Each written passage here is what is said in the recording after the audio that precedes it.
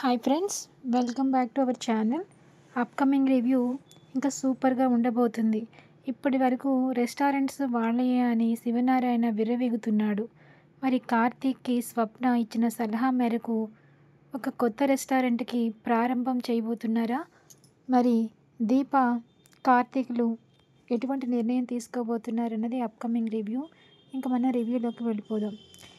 దీపా, కార్తీకులు కొత్త restaurant start చేయాలి అనుకున్న వాళ్ళంతా ఖచ్చితంగా లైక్ అయితే చేయండి.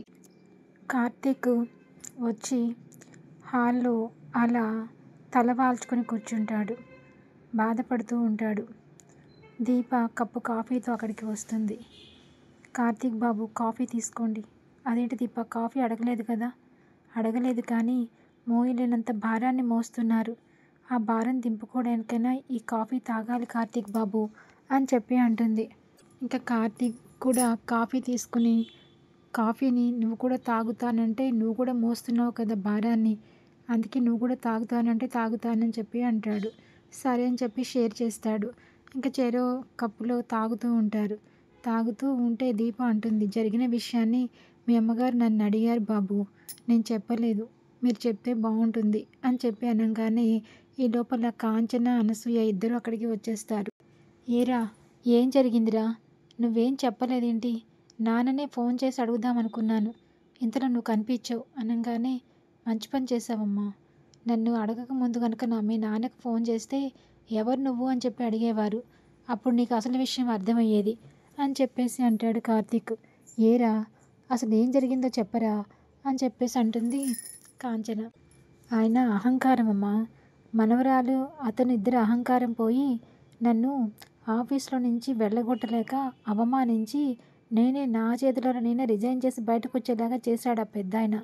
మనవడంటే ఏమాత్రం ప్రేమాభిమానాలున్నా రిజైన్ చేస్తూ ఉంటే ఎందుకురా అని చెప్పి సర్దిపుచ్చాల్సిన వయసులో ఇంకా ఇవ్వలేదని చెప్పి 2-3 సార్లు అడిగారు.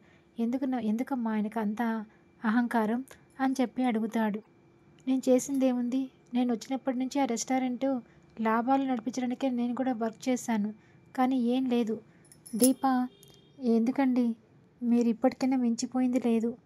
సుమిత్రమ్మ గారిని కలిసి క్షమాపణ అడిగి మళ్ళీ మీ ఆఫీస్కి మీరు వెళ్తురు. కానీ ఏం దీప, నాకు గౌరవం కాపాడడం భార్య వంతు, నాకు గౌరవం పోయినా ఇంకా వాళ్ళ గౌరవం పట్టుకుని ఎలాడతాను అంటున్నావు. అప్పుడు నువ్వు కరెక్ట్ అయిన భార్య అనిపించుకుంటావా అని చెప్పి అనగానే, ఏమండి, బంధాలు ఎలా కలుస్తాయండి? తెంచుకుంటే తెగిపోయే బంధాల మనవి అనగానే, ఇంకా లేదమ్మా దీప, కార్తీక్ బాబు చెప్పిందే కరెక్ట్.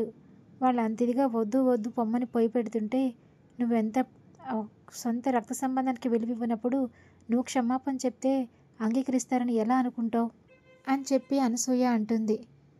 ఇప్పుడు ఏం చేయాలిరా? ఎందుకట్లా? అసలు ఎందుకురా, నేనేం పాపం చేశానురా? ఫస్ట్ అంతా నాకు మీ నాన్న ద్రోహం చేశాడని బాధ ఉండేది, నా కొడుకు ఆనందంగా ఉంటే చాలు అనుకునేదాన్ని. ఈ తర్వాత నాన్న నిన్ను ఇంట్లో నుంచి బయటికి పంపించినప్పుడు పోనీలే నా కొడుకున్నాడు అనుకున్నా. ఇప్పుడేమో ఆ ఆఫీస్లో ఉద్యోగం కుటుంబానికి దగ్గరగానే ఉన్నావు కదా అనుకుంటే ఆ కంపెనీ నుంచి బయటికి పంపించేశాడు. ఏంట్రా, బయటికి పంపించేస్తే నువ్వు వచ్చేయడమేంటి? జ్యోత్స్న గ్రూప్ ఆఫ్ కంపెనీస్లో మన వాటాలు ఉన్నాయి కదా, అది నువ్వనుకుంటే ఎలా అమ్మా? వాళ్ళు అనుకోవాలి. నాకు ఇచ్చిన కట్న కానుకలు నేను తీసుకోలేదురా, బిజినెస్లోనే ఇన్వెస్ట్మెంట్ చేయమన్నాను. అమ్మా, ఇప్పుడు ఆస్తులు కాదమ్మా, అసలు మనుషులకే వాల్యూ లేనప్పుడు ఆస్తులు అంటావేంటమ్మా అని చెప్పేసి కార్తీక్ సీరియస్గా అక్కడి నుంచి వెళ్ళిపోతాడు. ఇంకా వెంటనే అనసూయ, అదేంటే దీప అలా అంటారు?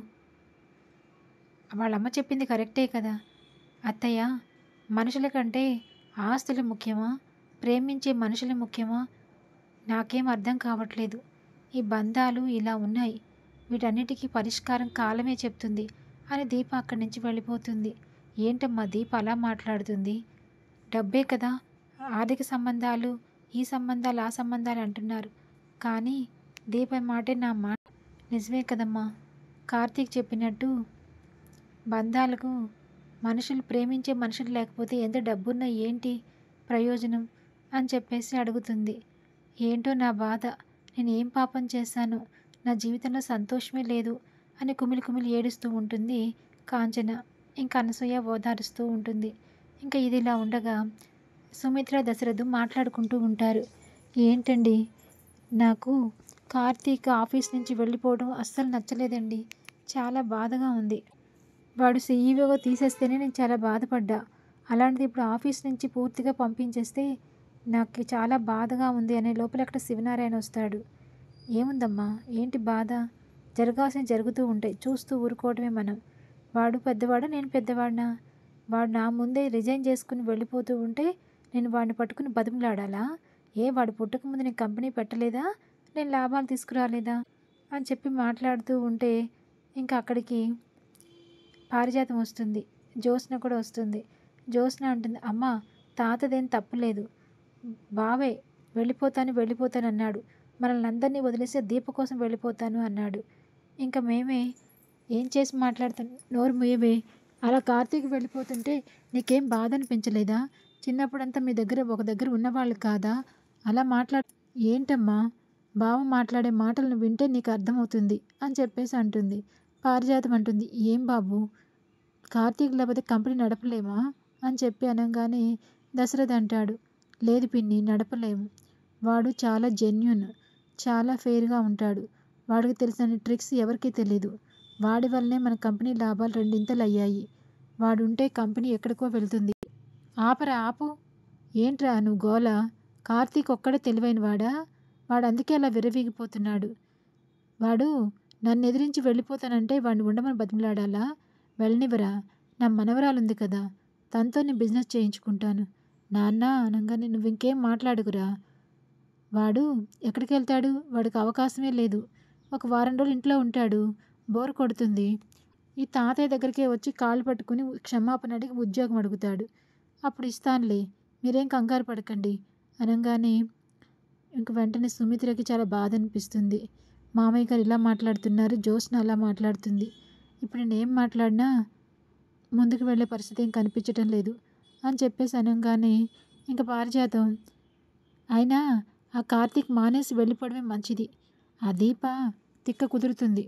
ఇప్పుడు ఏడుస్తూ కూర్చుని ఉండొచ్చు అని చెప్పేసి అనుకుంటూ ఉంటుంది. ఇంకా శివనారాయణ, అమ్మా సుమిత్ర, నువ్వేం భయపడకు.